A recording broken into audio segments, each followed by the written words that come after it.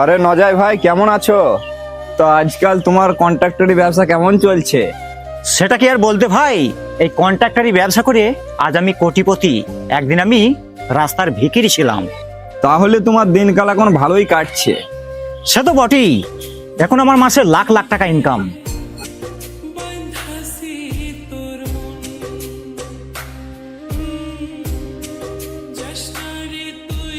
এই কে তুই, আর এখানে কি দরকার? বাবু, আমি আমি খুব অসহায়। তো আমি কি করতে পারি? বাবু, আমি পাশ থেকে দাঁড়িয়ে দাঁড়িয়ে শুনলাম আপনি তো মাসে লক্ষ লক্ষ টাকা ইনকাম করছেন।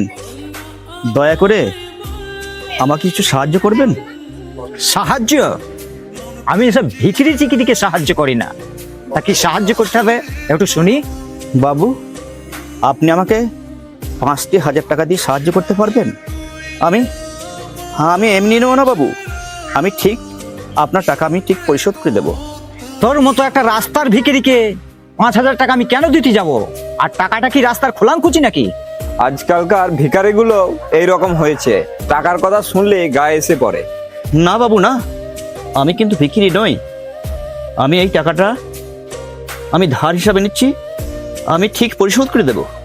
বাবু, আমি আপনার হাতে ধরে অনুরোধ করছি, আমাকে আপনি 5,000 টাকা ধার দিন। আমি আমি কথা দিচ্ছি আপনাকে, আমি সময় মতো শোধ করে দেব। ছাড়, তোর সাহস কি করে হয় আমার গায়ে হাত দিয়া? যা এখান থেকে বেরো।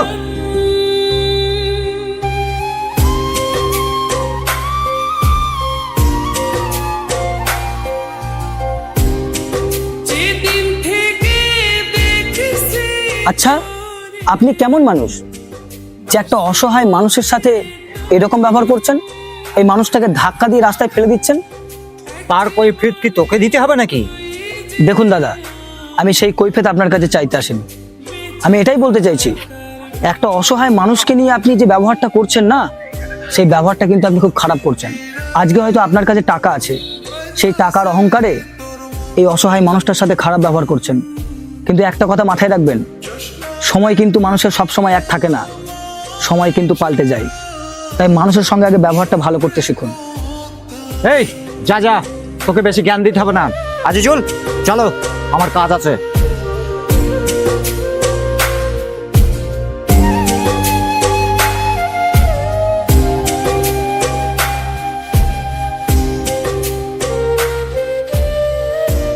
আপনাকে তো দেখে মনে হচ্ছে খুবই অসুস্থ, কিছু খাননি কেউ?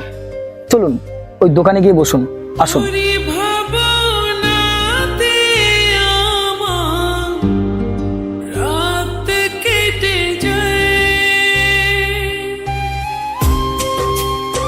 আপনি কি কিছু খাবেন? হ্যাঁ বাবা, আমি আমি কাল রাত থেকে কিছুই খাইনি, আমার যে খুব খিদে লেগেছে বাবা। আচ্ছা দোকানি ভাই, বলছি একটা চা আর একটা রুটি দাও তো। আচ্ছা, আমি কি জানতে পারি আপনি থাকেন কোথায়? আমার কোনো বাড়ি ঘর নেই বাবা, এই রাস্তাঘাটের ফুটপাতেই আমি পড়ে থাকি। একবেলা খাই, একবেলা শুকিয়ে থাকি। এই যেমন আপনি আমাকে খাওয়াচ্ছেন রুটি চা, ঠিক এইভাবে একবেলা চলে যায়, একবেলার উপোসও করি। আচ্ছা, তাহলে আপনার ছেলে মেয়ে বা আত্মীয় স্বজন কেউ নেই? আমার ছেলে মেয়ে আত্মীয় স্বজন সব ছিল বাবা, কিন্তু কালের গহ্বরে সব কোথায় হারিয়ে গেছে। তোমার চা দাও দাও দাও, আমি আমি খুব ক্ষুধার্ত, দাও।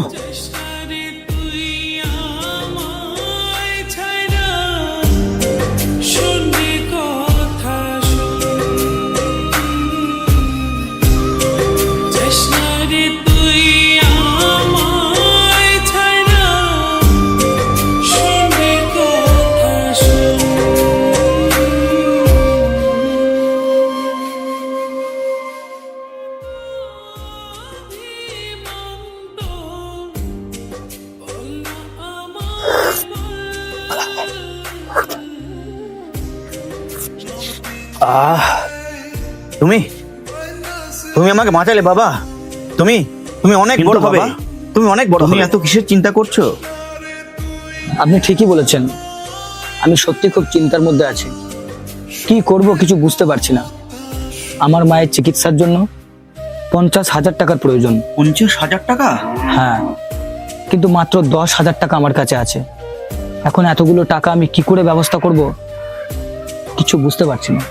আমি দেখছি তুমি একজন খুব ভালো ছেলে।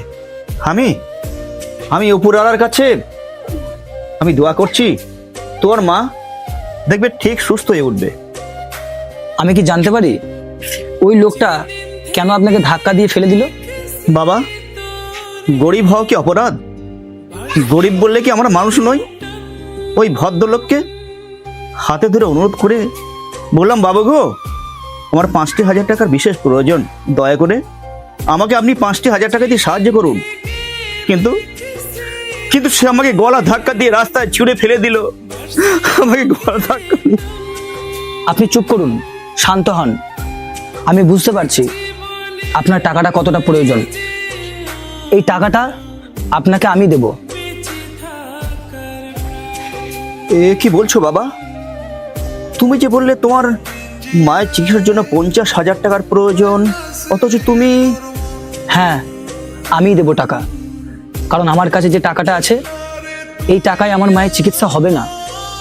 বরং এই টাকা দিয়ে যদি আপনার উপকার হয় তাহলে আমি নিজেকে ধন্য ও ভাগ্যবান মনে করব।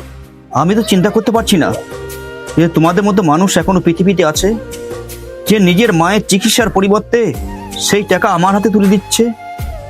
এরকম ভাবে বলে আমাকে ছোট করবেন না, কারণ প্রত্যেকেরই কর্তব্য দুস্থ গরিব মানুষদের পাশে দাঁড়ানো।